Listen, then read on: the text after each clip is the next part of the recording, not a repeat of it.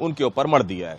बिल्कुल आदित्य जी, आप बने रहिए हमारे साथ। अमित जोगी जी भी फोन लाइन पर जुड़ गए हैं, प्रदेश अध्यक्ष जनता कांग्रेस के। अमित जी, बहुत स्वागत करती हूँ आपका बंसल न्यूज पर। बहुत बहुत धन्यवाद जी आदित्य जी, आप सवाल ले सकते हैं अमित जी से। जी अमित जी, ये क्यों लग रहा है कि केदार कश्यप ही है इन तमाम प्रकरण के पीछे, जो नारायणपुर में जिस तरह से घटनाक्रम सामने आया था? स्वामी आत्मानंद की कर्म भूमि में अमित जी, बस्तर की आत्मा की हत्या जो हुई है, ये अचानक 2 जनवरी को नहीं हुआ। पिछले कई महीने से सोची समझी साजिश के अंतर्गत इस घटना को और आने वाले दिनों में और कई घटनाओं को अंजाम दिया जाना है।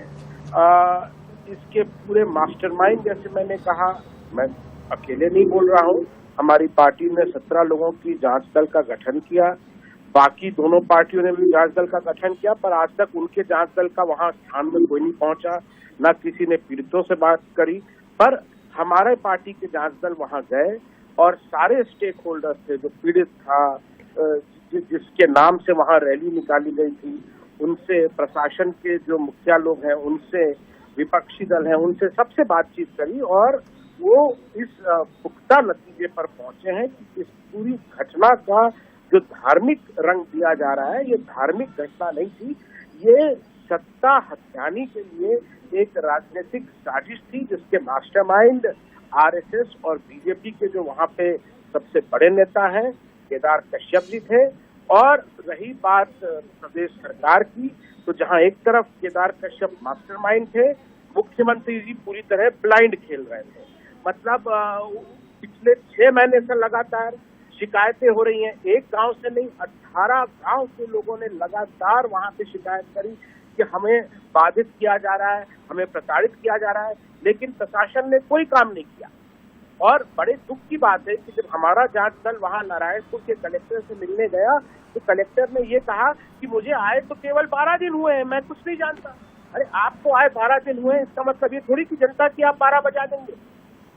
ये जो लगातार प्रदेश में भ्रष्टाचार चल रहा है, प्रदेश में ये ट्रांसफर उद्योग है, इसका खामियाजा भी वहां नारायणपुर के लोगों को भरना पड़ा है। तो मैं दोनों दलों को इक्वली। अमित जी, आगे क्या करेगी जनता कांग्रेस छत्तीसगढ़? आपने तो बता दिया कि केदार कश्यप जिम्मेदार है, आगे क्या करेगी जनता कांग्रेस छत्तीसगढ़? जनता कांग्रेस छत्तीसगढ़ तो देखिए सरकार में है नहीं, जो सरकार में है उनको करना चाहिए। 6 महीने तक सो रहे थे, ये हालत हुई कि जो वहां पे पुलिस का सबसे बड़ा अधिकारी है उनकी पिटाई हो गई, तो वहां जनता को क्या बचाएंगे जब वो अपने एसपी को नहीं बचा पा रही है वहां की पुलिस। ऐसे में ठोस कार्रवाई होनी चाहिए।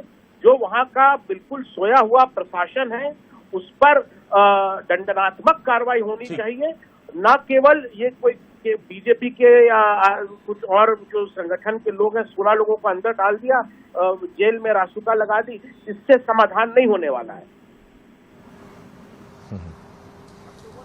ठीक है, धन्यवाद अमित जोगी जी हमसे बातचीत करने के लिए। तो शुभांगी जी, सुना आपने, पहले कांग्रेस, जनता कांग्रेस छत्तीसगढ़ को बीजेपी की बी टीम बोलती थी। अब देखिए अमित जोगी खुद मुखर होकर भारतीय जनता पार्टी के सामने खड़े हैं। ये बड़ा आरोप है। निश्चित तौर पर केदार कश्यप को सामने आकर इस पूरे मामले पर बयान देना चाहिए कि कांग्रेस भी और जनता कांग्रेस छत्तीसगढ़ भी क्यों आखिर केवल और केवल केदार कश्यप का नाम ले रही। क्या पूरी कॉन्स्पिरेसी थी जो नारायणपुर में रची गई, और कॉन्स्पिरेसी नहीं थी तो उनका नाम आखिर क्यों सामने आ रहा है? बिल्कुल सही कहा आदित्य जी आपने, और अब देखना होगा कि केदार कश्यप क्या कुछ कहते हैं इस पूरे मामले पर, क्योंकि लगातार हम देख रहे हैं कि आरोप केदार कश्यप पर ही लग रहे हैं।